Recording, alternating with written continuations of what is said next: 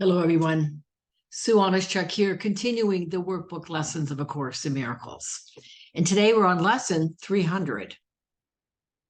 And today the lesson is, only an instant does this world endure.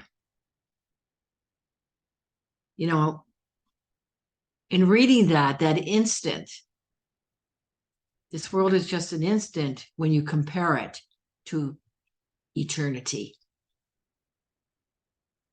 Eternity, there is only now. It is beyond the concept of this mind or of our mind, what our mind can conceive. Eternity is, as we would see it, forever. So again, only an instant does this world endure. And it said, this is a thought which can be used to say that death and sorrow are the certain lot of all who come here, for their joys are gone before they're possessed or before they're even grasped. Yet this is also the idea that lets no false perception keep us in its hold,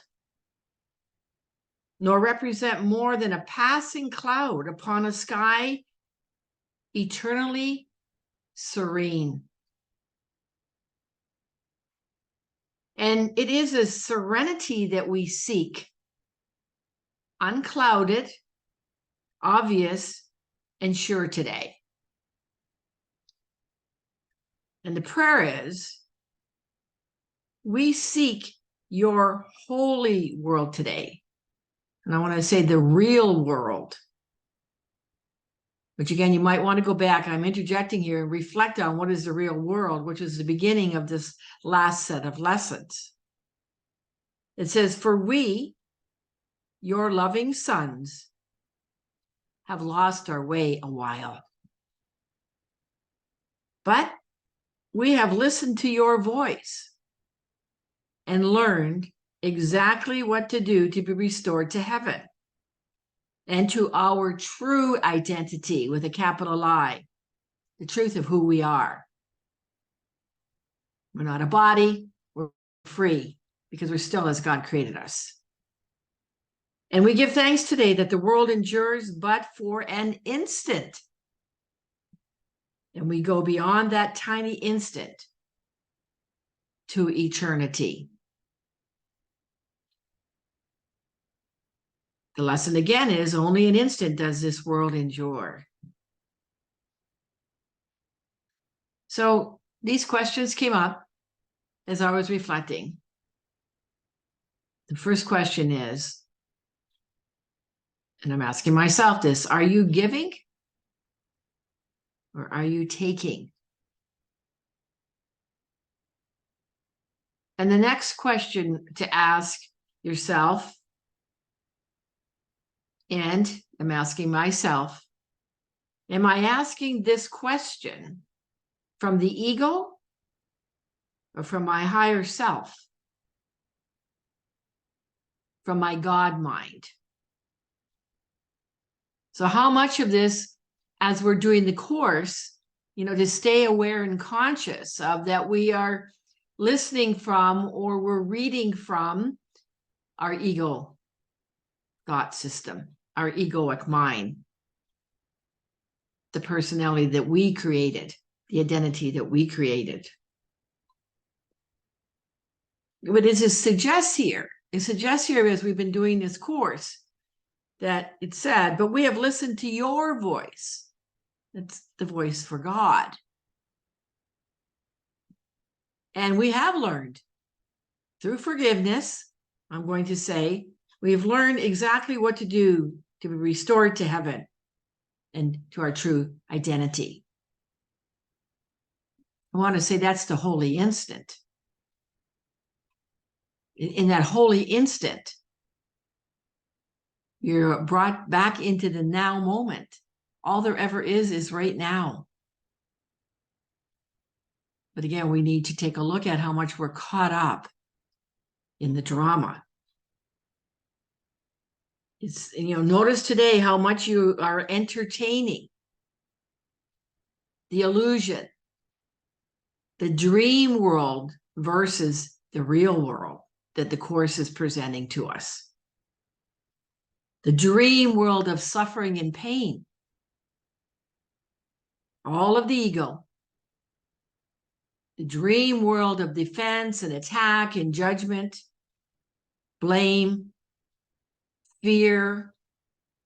Really check in versus what's available right now, which is eternity. The joy, the peace, the love, and the abundance. That's our aim. That's our goal. To experience that miracle as we proceed in our practice. So I'm going to read again, and I hope this is helpful for you. I'm going to read again from The Year of Forgiveness, which, it's a book by Tina Louise Spalding. And she channels Jesus. And this is the message. Besides the message we just received from Jesus in this lesson of the Course, here's something further for this lesson, which is only an instant does this world endure. And it says, "You are blessed beings indeed. I am the one that you know as Jesus. Of course, that is not how you look at this place, this world. You think of it as a permanent place, despite the many changes constantly happening in your life and in your world. Much of your suffering comes from wanting things to be permanent." And I want to add to that, remaining in a comfort zone of permanence in this world and wanting things to stay the same. One of the great gifts you can give yourself, along with doing this lesson and beginning to focus on the eternal, is letting go of the permanent and the idea that things should remain the same. You'd be much better off being in deep appreciation of whatever is happening today, right now, in this moment, because it will change. Those of you who have been on the planet a little while understand this, Jesus says. You look back to previous marriages, you look back when your children were small, or when you were in university, and you think, my goodness, how different that time was. If only I had known how precious it was when I would have valued it more. And I'm going to interject here. I definitely, as I proceed in my life here, can relate to that. How I value this moment is what I work on staying present to as I practice this Course in my life. So again, my goodness, it says how different the time was when we think back. If only, it says, I had known how precious it was, then I would have valued it more. This is a saying you have on your planet. Youth is wasted on children.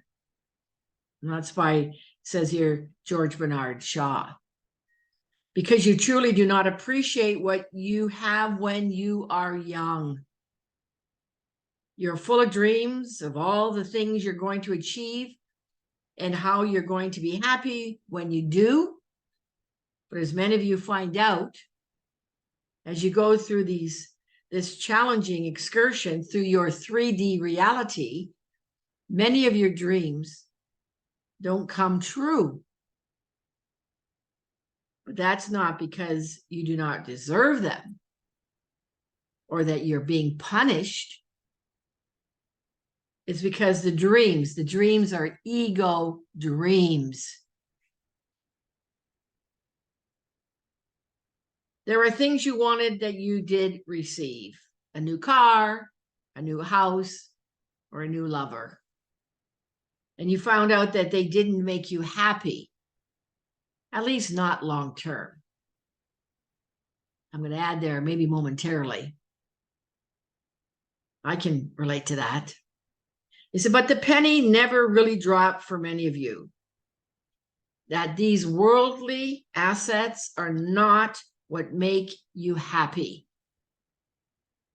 Yes, driving a new car will keep you entertained and stimulated for a few weeks, perhaps, but then a dissatisfaction will come in again. And you'll begin looking for the next thing and the next thing and the next thing to fulfill you. Jesus says, one way of connecting to eternity is through the eternal now, through the practice of appreciation and gratitude. And I'm going to add in thankfulness, knowing that whatever you have now, right now, whatever you have, money, whatever you have in terms of health, love, sickness, debt, it doesn't matter. It doesn't matter whether it's good or bad. This too shall pass.